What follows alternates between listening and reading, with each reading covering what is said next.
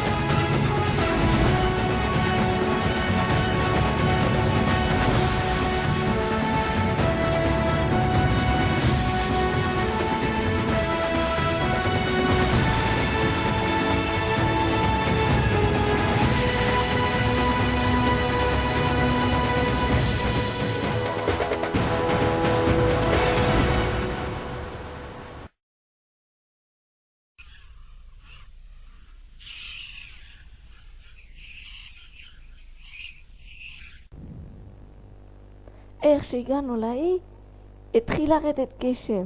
כאילו מה? עוד לא התחיל המשחק, כבר גשם.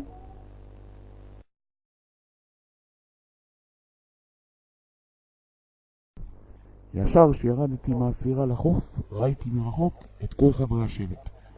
הראשון שבלט מבין כולם היה מיכאל. אני מסתכל צד אחד, יש את נטלי ומטל.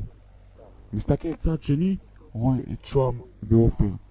ופתאום, בלי קשר, באמצע, עומד אחד עם בטן של לוויתן. כאילו מה הוא עושה בהישרדות? אני לא מצליח לקלוט. כולם הגיעו לאי ונעמדו על שפת הים.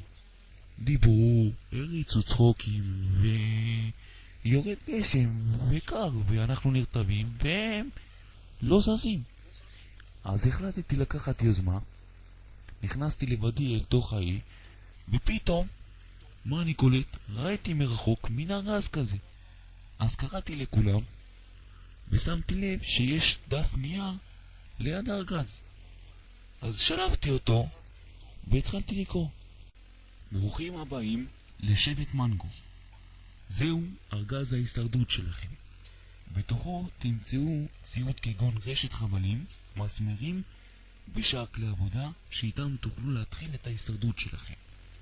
קחו את הזמן הנחוץ לכם, אך תזכרו לשמור כוחות למשימה מחר. וכמובן, איך אפשר להתחיל הישרדות בלי פירות טרופיים.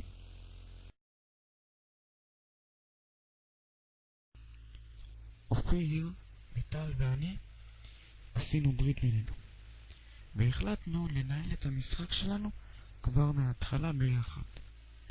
שלושתנו סימנו את מיכאל בתור החוליה החלשה של השבט. הוא לא מתאים לפה. באמת שאין לי משהו איש נגדו. למען האמת, הוא די הפתיע אותי כשלא חיסל את כל הפירות לבדו.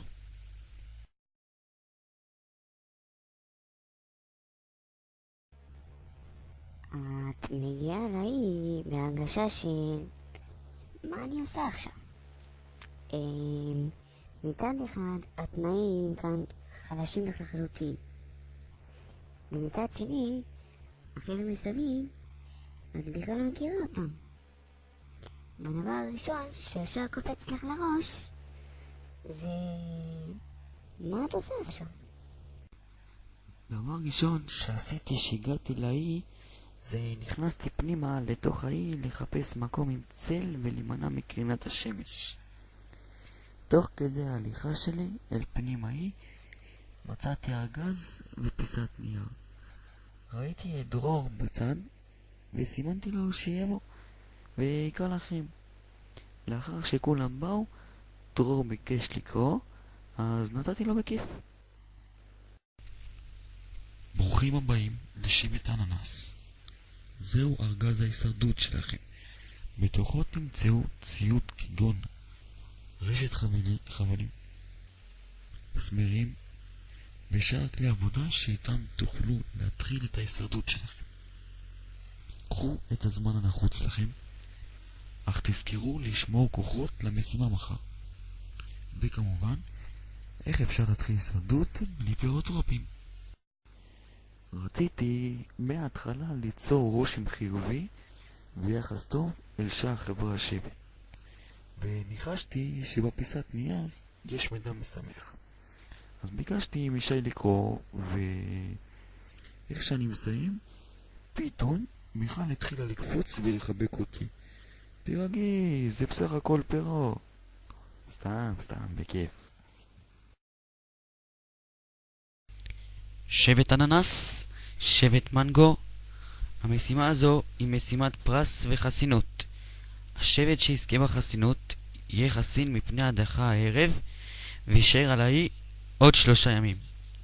השבט שיפסיד במשימה היום ייאלץ הערב להגיע למועצת השבט ושם יודח אחד מחבריו. במשימה של היום, אחד מחברי השבט צריך לעמוד בתוך תא שנעול על ידי 7 מפתחות. כל חבר שבט יצטרך לקפוץ בתורו לבריכה, לשחות עד לאמצע, לטפס בסולם ולהוציא מהאקווריום מלא בסרטנים ודגים נושכים מפתח. לאחר מכן המתמודד יצטרך לצאת מהמים, להגיע לקו ההתחלה, ורק לאחר מכן חבר השבט הבא יצא לדרך. לאחר שתאספו את 7 המפתחות, תצטרכו לשחרר את חבר השבט שכלוא בתוך התא.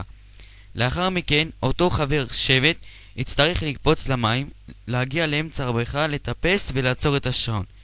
השבט שיעצור את השעון ראשון ינצח במשימה ויזכה בפרס ובחסינות. השבט שיזכה במשימה היום יזכה במצית על מנת שיהיה קל יותר להדליק אש במחנה. שבט אננס, מי יעמוד בתוך התא מהשבט של... חיים. שבט מנגו, במי אתם בחרתם?